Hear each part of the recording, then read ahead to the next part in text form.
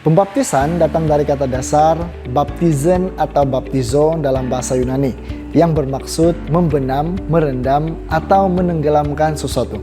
Istilah bahasa Inggris yang digunakan adalah terjemahan bulat-bulat daripada perkataan asli Yunani tersebut. Dalam Perjanjian Baru ia disebut dan digunakan dengan 4 cara. Yang pertama, baptisan air. Yohanes Pembaptis membaptis orang yang telah bertobat dan mencari pengampunan atas dosa mereka dengan air. Selain daripada maksud pembersihan, renungan para rasul tentang teladan dan pengalaman Yesus telah memberikan arti yang lebih bermakna lagi kepada upacara pembaptisan. Yang kedua, baptisan Roh Kudus. Yohanes mengajar bahwa dia hanya membaptis dengan air, tetapi Mesias yang akan datang akan membaptis dengan Roh Kudus.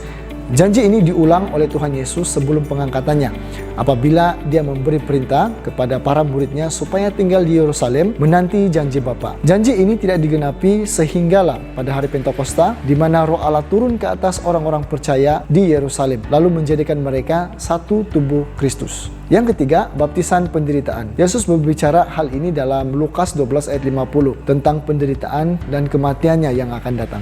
Yang keempat, pembaptisan api. Pembaptisan dengan api disebut oleh Yohanes Pembaptis yang juga merujuk kepada pembaptisan oleh Roh Kudus. Walau bagaimanapun, pembaptisan oleh api berbeza dengan pembaptisan oleh Roh. Ia adalah pembaptisan penghakiman dan bukannya berkat. Api digunakan sebagai simbol penghakiman yang turut digambarkan dalam petikan Alkitab ini. Tujuan pembaptisan yang pertama ialah pengisytiharan iman terhadap Kristus secara umum. Pembaptisan air ialah satu pengumuman terbuka bahwa seseorang itu komited untuk menjadi pengikut Yesus Kristus. Dalam Kisah Para Rasul 2 ayat 41 mengisahkan bagaimana orang yang telah menerima pesanan Pentakosta Petrus secara positif dibaptis dengan segera. Perkara tersebut merupakan suatu kesaksian penting untuk membuktikan kepada orang ramai bahwa mereka telah percaya Yesus Kristus. Yang kedua, satu meterai hak milik. Di dalam Kisah Para Rasul 2, Petrus menyuruh orang ramai agar bertobat dan dibaptis dalam nama Yesus. Dengan berbuat demikian, orang yang dibaptis mengumumkan bahwa mereka menjadi milik Yesus.